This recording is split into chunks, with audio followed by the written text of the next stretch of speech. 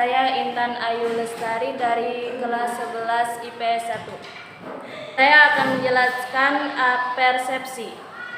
Berbicara mengenai pembelajaran yang baik, tentu tidak lepas dari metode yang baik pula. Proses pembelajaran yang semakin hari semakin menumpuk juga merupakan momok yang menghantui para siswa dan pengajar itu sendiri, di mana siswa dituntut untuk belajar tuntas. Demikian juga guru harus bisa menuntaskan pembelajaran. Mind mapping atau dikenal juga peta pikiran adalah alat yang terstruktur dan efektif untuk membantu siswa dan guru mengerjakan proses pengajaran dengan lebih baik.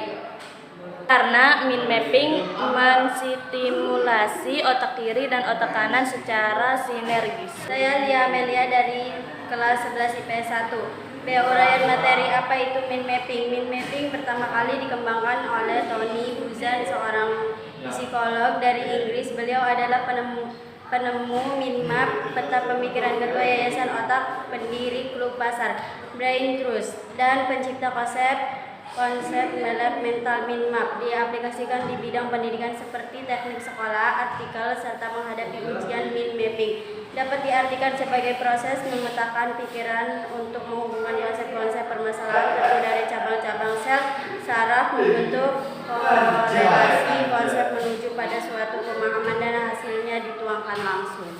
Saya Repa dari kelas 11 IPS 1. Di atas kertas dengan animasi yang disukai dan gampang dimengerti oleh pembuatnya, sehingga tulisan yang dihasilkan merupakan gambaran langsung di cara kerja koneksi-koneksi di dalam otak. Mind mapping adalah cara mengembangkan kegiatan berpikir ke segala arah, menangkap berbagai pikiran dan berbagai sudut. Mind mapping mengembangkan cara berpikir divergen dan berpikir kreatif. Mind mapping yang sering kita sebut dengan para konsep adalah alat berpikir organisasional yang sangat hebat, yang juga merupakan cara termudah untuk menempatkan informasi ke dalam otak dan mengambil informasi itu ketika dibutuhkan. Tony Buzan, 2008. 4.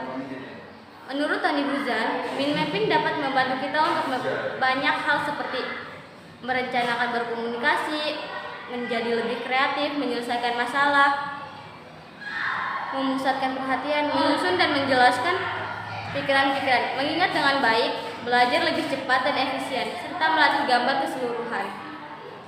Pada dasarnya, peta pikiran adalah sebuah teknik pemanfaatan keseluruhan otak dengan menggunakan citra visual dan prasarana grafis lainnya untuk membentuk kesan quantum learning. Sesuai dengan namanya peta, pada dasarnya teknik ini meniru peta geografi yang sudah akrab bagi seorang pelajar. Untuk memahami teknik ini, lihatlah sebuah peta dan perhatikan gambarnya. Untuk peta provinsi, selalu digambarkan ibu kota provinsi dengan tanda, biasanya lingkaran yang jelas, kemudian dari ibu kota tersebut digambarkan jalan-jalan ke seluruh kabupaten dan kota yang ada di provinsi tersebut. Demikian juga dengan peta kabupaten.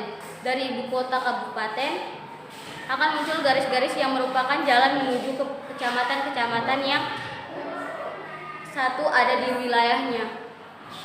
Demikian pula peta pikiran. Setiap poin kunci ditulis kemudian dihubungkan dengan topik utama dengan garis. Mind mapping akan sangat bermanfaat dalam pembelajaran, terutama dalam keterampilan mencatat dan mengingat, antara lain membantu dengan kemampuan otak untuk berkonsentrasi, memungkinkan esensi materi menjadi jelas, secara visual relatif lebih jelas urutan dan informasinya, membuat sambungan antara ide-ide mudah untuk dilihat, meningkatkan daya ingat menjadi long term memory, meningkatkan keyakinan kita dalam kemampuan kita untuk belajar. Saya Nursana, kelas 11 IPS 1. Manfaat mind mapping. Ditinjau dari segi waktu, mind mapping juga dapat mendefinisikan penggunaan waktu dalam mempelajari suatu informasi. Hal ini utamanya disebabkan karena metode ini dapat menyajikan gambaran penyeluruhan atas suatu hal dalam waktu yang lebih singkat. Dengan kata lain, mind mapping mampu memangkas waktu belajar dengan mengubah pola pencatatan linear yang memakan waktu menjadi pencatatan yang efektif, yang sekaligus langsung dapat dipahami oleh individu. Beberapa manfaat metode pencatatan penggunaan Mimapin antara lain: 1. Tema untuk terdefinisi secara sangat jelas karena ditanyakan di tema. 2. Level keutamaan informasi teridentifikasi secara lebih baik. Informasi yang memiliki kadar kepentingan lebih diletakkan dengan tema utama. 3. Hubungan masing-masing informasi secara mudah dapat segera dikenal. 4. Lebih mudah dipahami dengan ingat.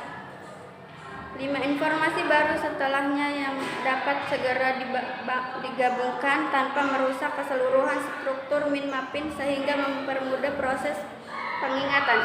6. Masing-masing Mimapin sangat unik sehingga mempermudah proses pengingatan.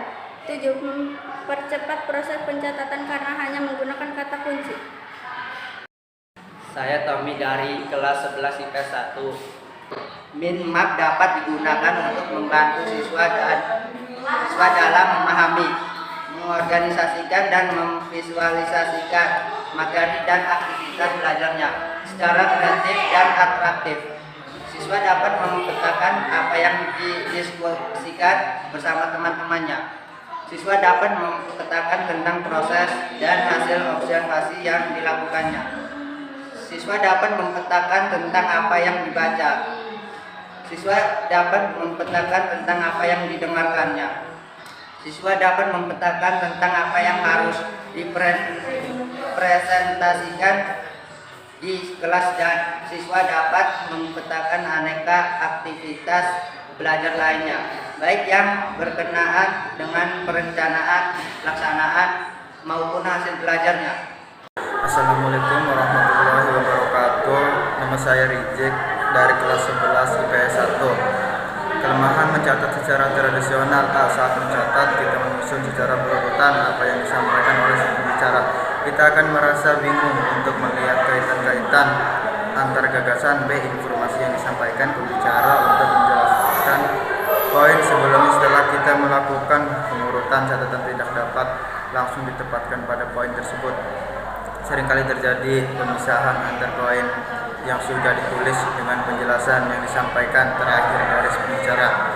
Penelitian menunjukkan bahwa metode ini berlawan dengan cara kerja otak. Ketika kita mencatat poin baru, maka kita akan lupa dengan poin yang sebelumnya. Hal ini dikarenakan oleh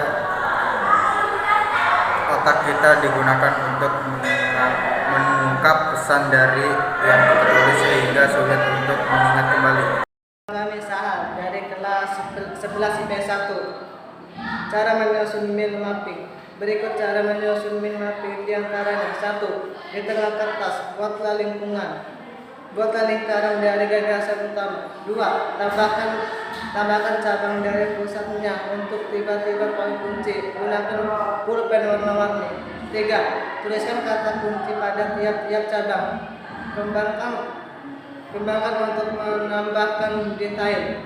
4. Tambahkan simbol dari ilustrasi. 5. Gunakan huruf-huruf kapital. 6. Tuliskan gagasan-gagasan penting dengan huruf-huruf yang lebih besar. 7. Hidupkanlah mind mapping kita. 8. Garis bawahi kata-kata itu dengan menggunakan huruf-huruf tebal. 9. Bersihkan kreatif dan berani. 10. Gunakan bentuk acak untuk menunjukkan poin atau gagasan. 11. Buatlah mind mapping secara horizontal dengan gambaran tentang peta geografis tadi. Kita akan memetakan informasi penting dari buku, makalah kuliah atau yang lainnya. Hanya dalam satu halaman kertas ialah salah satu kehilangan peta pikiran. Peta pikiran tidak hanya terdiri dari satu atau dua bentuk. Berbelajar bisa membuat bentuk-bentuk sesuai kreativitas. Berikan ini bentuk pola yang dapat digunakan. Contoh berikut kerangka mind map.